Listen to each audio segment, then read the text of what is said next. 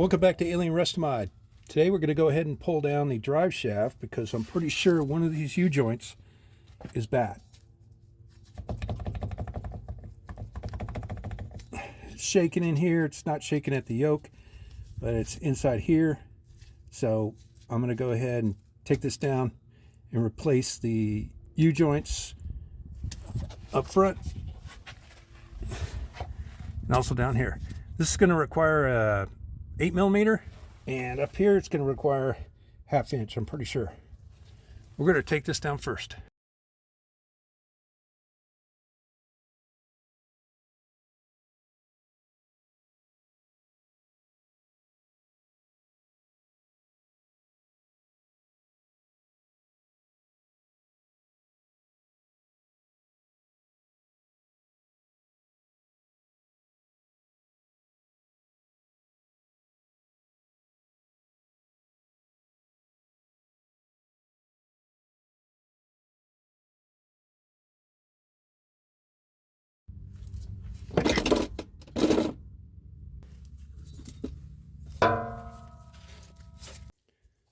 All right, here it is. This is the double cardan joint, I guess you call it. Going to go ahead and change out all the U-joints and the rebuild the internal, I think it's called the CV yoke.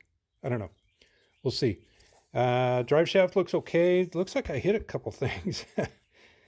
I don't know. But otherwise, it's good to go. They're not missing any weights. So I don't think that was causing the vibrations. I'm pretty sure it's in here because it was loose. We'll fix that and take care of it. It might have been that yoke. But we're going to replace all the U-joints, and we're going to rebuild that CV. It's called a center ball. And anyways, it's a rebuild kit for the CV yoke in the center of the double carbon. I did get Moog only because the grease fittings are on the outside like this. The Spencer had them on the inside, and there's no way you can get one on the inside and get the fittings where the I'll call it what it is. Looks like a nipple, but I know there's another technical name for it. But anyways, keep it clean. But you can't get a grease gun in there, so I got the ones for this, and I can grease them like that. So we'll go from there. Again, this is the smaller bolts. It's down by the rear differential, and these are 8mm. I used 8mm to get off, and the bolts around the transfer case are 1/2 inch. Use a 6-point.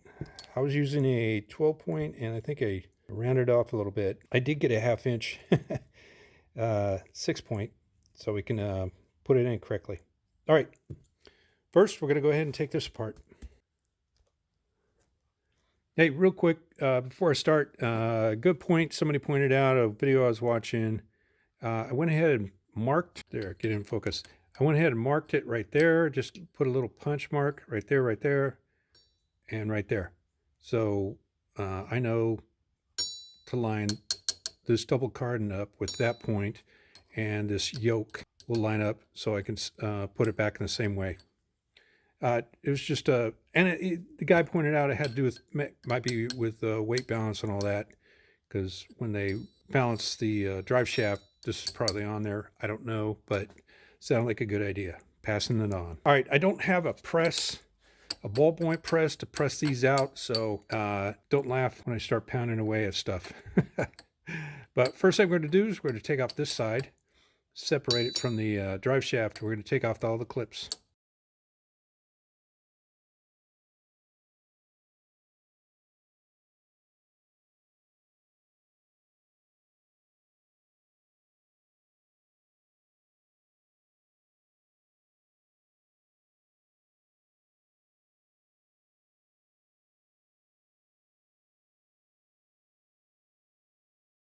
All right, it makes more sense to take this out first.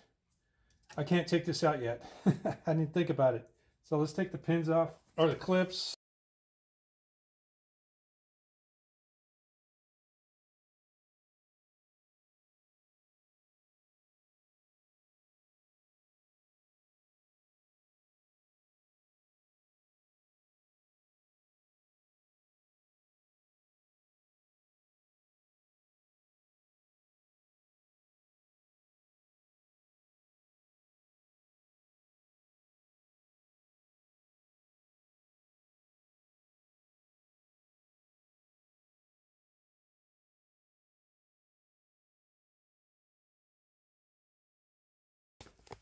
All right, real quick, this is what the issue was. I'm going to call this a CV yoke stabilizer. There is no grease in this whatsoever. And it's not greasable, so might run into the same problem. But I don't think I've changed this out. Well, actually, when this got replaced is when I put the new drive shaft in. After I got it after I put the slip yoke eliminator kit on it. I had a measure, and they sent me a new drive shaft. So that's the last time, and that was 2011. So yeah, it lasted a while. So hopefully this will last a while again. But anyways, spring broke. There was no grease in there whatsoever, and that's that. So let's go ahead and finish up here.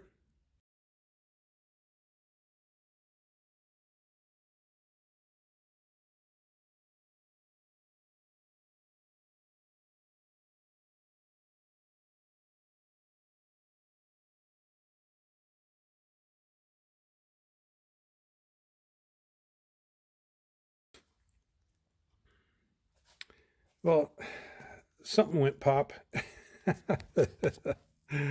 Well, that's done. Great. All right, we're at the other side. Hey, just a reminder, these end cap springs, retention clips, they will jump out at you. All I'm using is a pair of needle nose and a screwdriver. So just clip it. Easier said than done.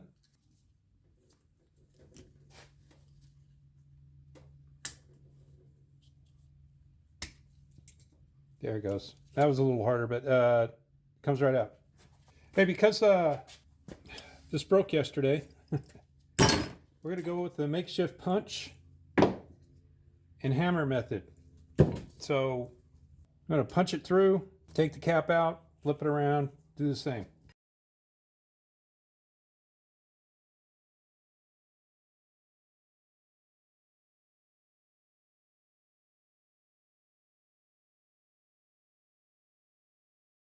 All right, that was the last one. So right now I'm going to just do a cursory cleanup. I'm going to actually paint this one after I get it back on the vehicle and everything, but I just want to clean it up, get any burrs and stuff out, and we'll go ahead and start put this thing back together. Next up, we're going to look at we got to tear apart this CV joint. I think it's called a CV yoke. I don't know, but we got to tear this apart. I've got a Spicer rebuild kit, and what we're going to do, try not to break things. So to get this out, we're going to pull the ball out, and then there's a ring around that we got to pop out. Oh, by the way, this is greasable because I think that's a grease fitting.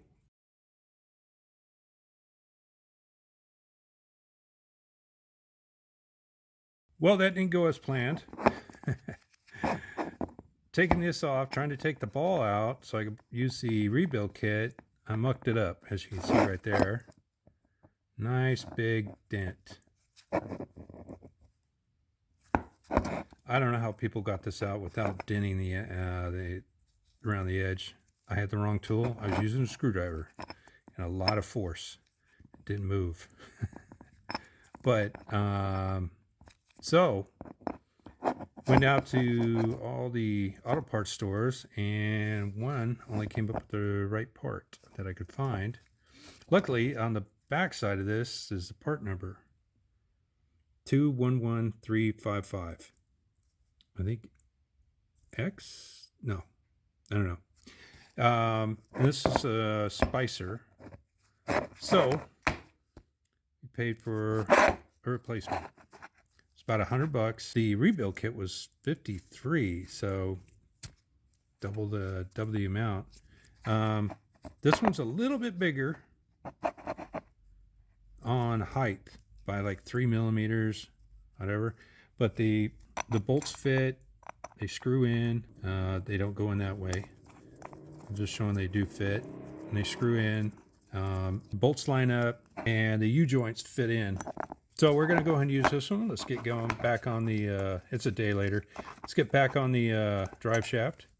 All right, we're going to start at the rear axle first on the drive shaft, and we're going to insert this U-joint and put the clips on, and then just tape these down because we won't use these or mess with these until we get it on the vehicle.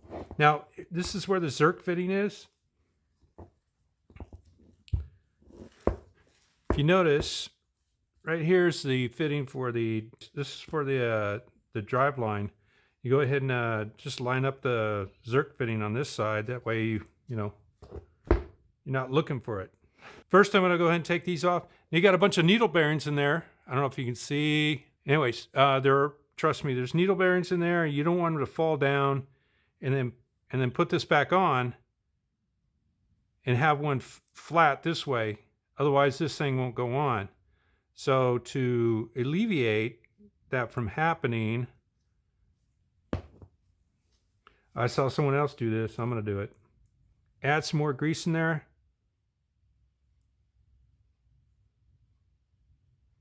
Should help out. Also, the grease I'm using is Valvoline, and it's made for U-joints, drive shafts. It's made for this. And it's 100% silicone. Is that right? Silicone? I'm saying that wrong. Put it down there and then put your finger inside there. Kind of tap it in.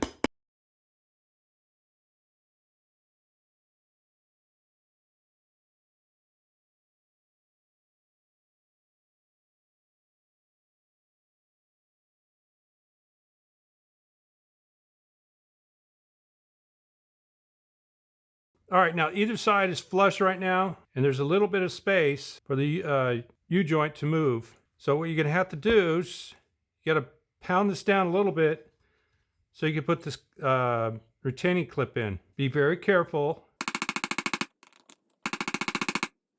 You should see a little ledge right there. There it is. All right, this side's done for now. I'm going to leave these off, set them to the side, and then I'm just going to cover this up. All right, this is the double cardan side. Remember, I made a mark right here, so I know how to line this, the double cardan H, I don't know, H bracket. Put two little marks right there, so I know this is how it's going on. This is the side for the greasable fitting, so we just got to make sure we put the greasable fitting on this side. But just like the other side, we're going to go ahead and do this. Then we'll attach the H bracket, and then double cardan, and then we'll finish it up on the back side right here. And if I didn't say before, I'm using Moog. There's a part number, 280. They're greasable.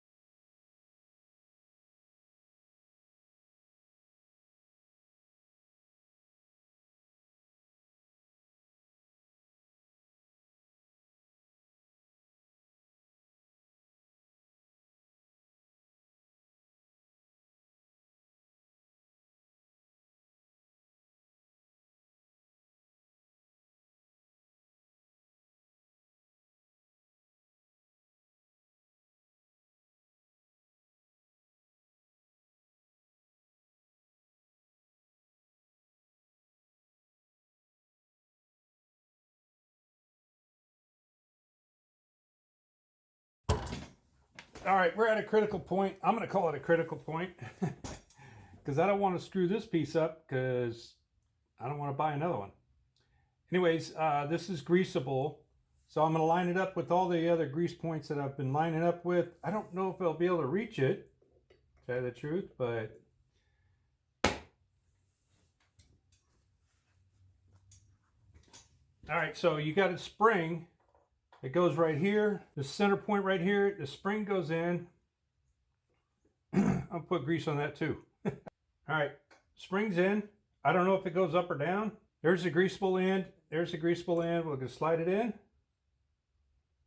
Just got to remember to put the greasable one right there. So we're gonna make this top one.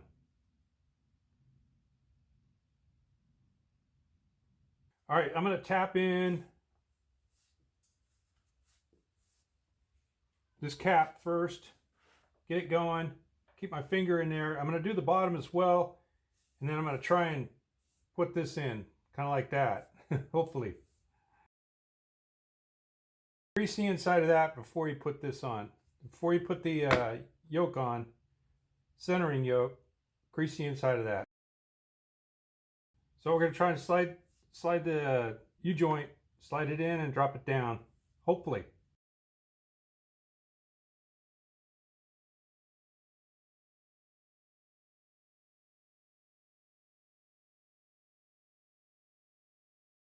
All right, that looks pretty good, doesn't it? I think so. I'm going to pat myself on the back big time. I really thought this end would, putting the last two caps on was going to be difficult, but it worked out. Use a little screwdriver, good to go.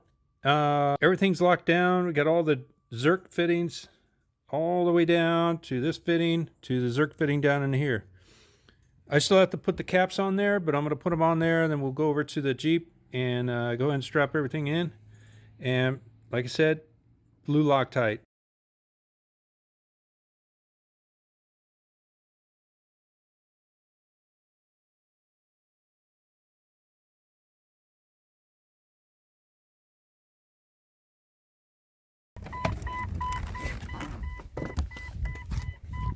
All right, just got back from a test drive, and what a difference. It's like night and day with this thing all fixed up. It was the CV centering yoke that was the issue. It was dry, so switched that out. Part number for that was 211355 Spencer. But you know, you got to look up your own research and find out what applies to your drive shaft. But anyways, like I said, I can get up to, you know, speed limit 70 miles an hour, and it's so smooth. It's great. You can have a conversation in the vehicle. But anyways, thanks for watching, and that's all I got. Later.